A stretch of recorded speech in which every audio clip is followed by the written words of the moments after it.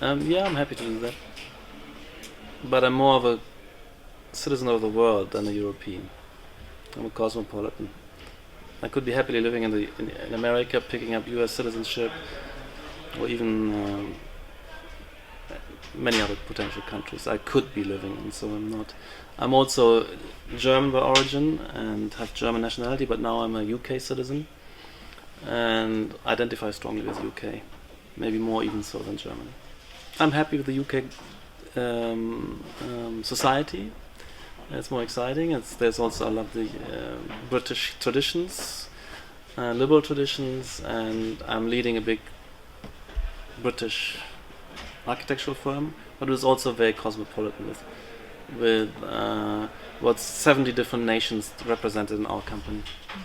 In the last 500 years, Europe made a very important contribution to the development of the human project, world civilization, very progressive, very kind of with a lot of forward drive. So fair enough and fine. But I'm not a strong identification with national or supranational groupings.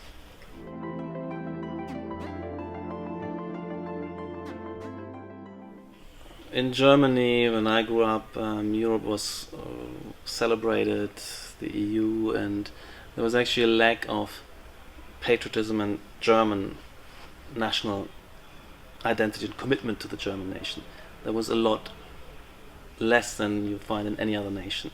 So maybe Europe took a little bit of that role of an identification, perhaps more than other countries which are mostly nationally oriented.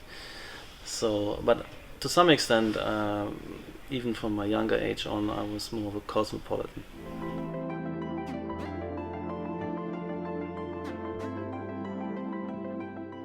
Maybe the financial crisis 2008, the European debt crisis 2009, and then the attempts to kind of control this and deal with this with all the financial bailouts around Greece, Italy, and so on.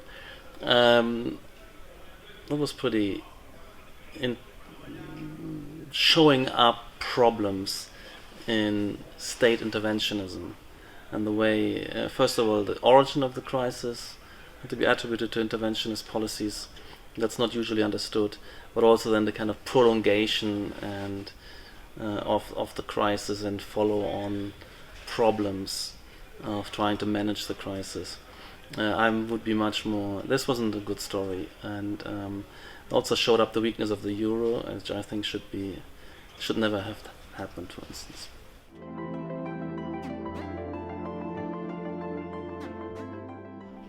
What was actually great was that the division of Europe with the Iron Curtain disappeared, that you had the liberalization of Eastern Europe, the reintroduction of capitalism in many Eastern European countries, including Russia.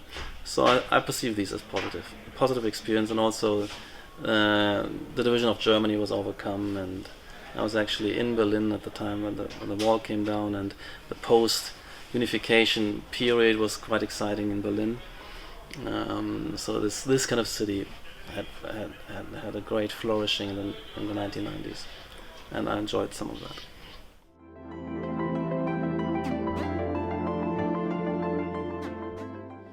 Actually, so free movement has been a good story, and that's why it was really effortless, without any bureaucracy, to just move to the UK, move to London more than anything. And I'm thinking in terms of cities, and to be able to live, settle, and without any bureaucratic steps. That's great. So free movement, I do enjoy that, and also the encouragement of studying abroad, this kind of spirit of exploring other countries and inside Europe with the EU and free movement. That was much easier than, for instance, if I had wanted to go to the US. Of course, I've been a number of times teaching in the US, and it's always troublesome to get visas and work permits and dealing with tax issues and so on. So that was maybe the most positive.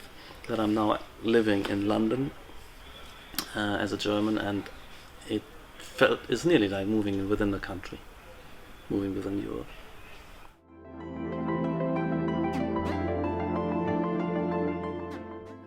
I think I wanted the EU to either dissolve or be much more light touch, pro market, less interventionist, give up the idea of so-called level playing field, which is, I think, a fallacy. These ludicrous and insane over-regulation of industry has to stop. So these are things, the negatives. Free movement and open markets, of course, that's a positive element. I wish that was happening globally, but also Fortress Europe should kind of lower its kind of fences and be much more porous for global trade, global movement of capital, people in particular as well. So labor movement across, in and out of Europe would be great.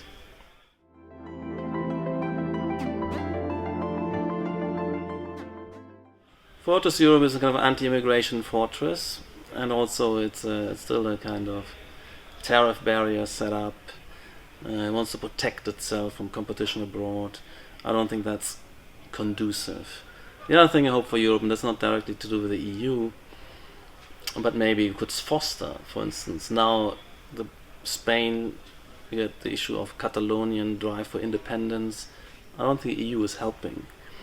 And you wouldn't want to lend its support and offer the prospect of a Catalonia joining the EU as an independent country. So that's false. So I hope the European Union be much more tolerant, because my prospect for Europe is to have many smaller and therefore less interventionist potentially countries and states. So I want Italy to break up, northern Italy to become independent from southern Italy, maybe in 2 or 3 parts. Germany could break up into a number of parts. Catalonia, have the Basques wanting to get out for many years out of Spain, and so now Catalonia. These are the kind of tendencies I wish for and like, because they fit with the libertarian philosophy which I'm defending. Liberty is much better served for the smaller and therefore weaker competing countries and states, and giving much more focus on individual freedoms of entrepreneurship, corporate, more experimentation in the policy field, which most probably would drive towards free market policies, because if you let loose that competition, what the left calls race to the bottom, I call race towards liberty. That I foresee. So bigger countries and also blocks like Europe are often tied in with monopolizing and having interventionist policies, which I dislike and find counterproductive. And the big tragedy is that Europe has been stagnant in terms of productivity gains, more or less. Very low, even temporarily negative, not only growth rates, but particular per capita productivity gains. And that's a scandal. And that we should reflect upon why Europe, at the frontier of world civilization, is actually not advancing in terms of overall productivity gains per capita income. That's scandalous in an era where we have so many technological opportunities and frontiers opening up, the AI revolution, the technology revolutions, and Europe is not allowing that to take place. And the recent legislation, for instance, on data protection is also kind of horrible mistake, which holds us all back, and doesn't allow, for instance, startup culture in the digital arena to flourish.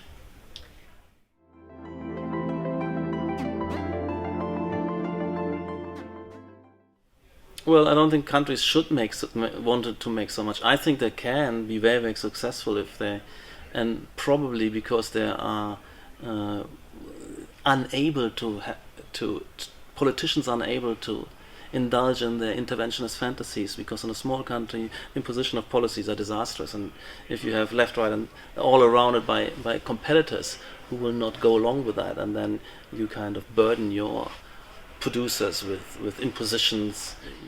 Abolishing of unilateral abolishment of protectionism is a good policy. Small countries can flourish. If you look at look at Switzerland, look at Liechtenstein, look at Singapore, look at Hong Kong. They don't need diplomacy. They don't need massive diplomatic reach and blackmailing power. They just need to, be efficient, and that's what they can do. They become agile and work on themselves. There's some aspect of EU policy which is pro competition, pro market, in the sense trying to control the various nations to become even more interventionist than the EU is already. So that's a positive element. So you get, for instance, in terms of a competition system for architects, it's always open to all European firms to compete and try their luck on at least to get listed and shortlisted on all European government projects, for instance. So there is Europe is a force against kind of interventionist nationalisms. In my field, that's been a positive element. On the other hand, it's for me as an employer and somebody who's trying to do business, we're also kind of burdened by too many EU directives and regulations, which are, I think, overprotective of employees. I think the best protection for employees in terms of employment rights is actually to have more competition and have more options to shift and move between firms competing for labor. That's the strength. That protects workers as the opportunities in a free market for others to kind of offer them jobs. And if you have an overly regulated, you actually kill that. You freeze up the labor market, and that makes it less protective in a sense, advantageous also for workers. So there's a kind of poison chalice of employment rights which backfire for most, who then kind of locked into their maybe unsatisfied employment, but they're scared to leave, and then call on kind of employment right protections to hang on to a job which might not be the right job for them. So I find these kind of dynamics problematic, and they emanate in Europe and freeze up. This is the whole idea of over-regulating everything. So employment is a highly over-regulated. There's only one way to employ somebody, and that's kind of detrimental.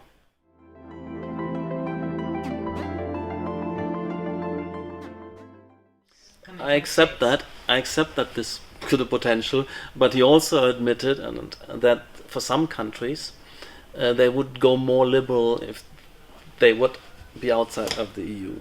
Many countries would go less liberal. They would be more illiberal, and the European Union is a force for them to be more liberal than they would naturally want to be with respect to their, let's say, current state of consciousness and political dynamics. But I have to focus also on the positive side of things. If Britain is coming out of the EU now, that's a positive thing. There's a chance, at least, that they experiment with more free market and more pro-capitalist, free market internally as well policies, and that would show up and show the way to others. And right now, if everybody is locked into one system, nobody can experiment, nobody can show potentials. Of course, there's always the risk that they also go the other way. So in Britain, the Corbynites and Jeremy Corbyn, if he would come in, he could do much more damage than he could do within the EU. He could nationalize half of the country's industry and impose massive wealth transfers, or let's say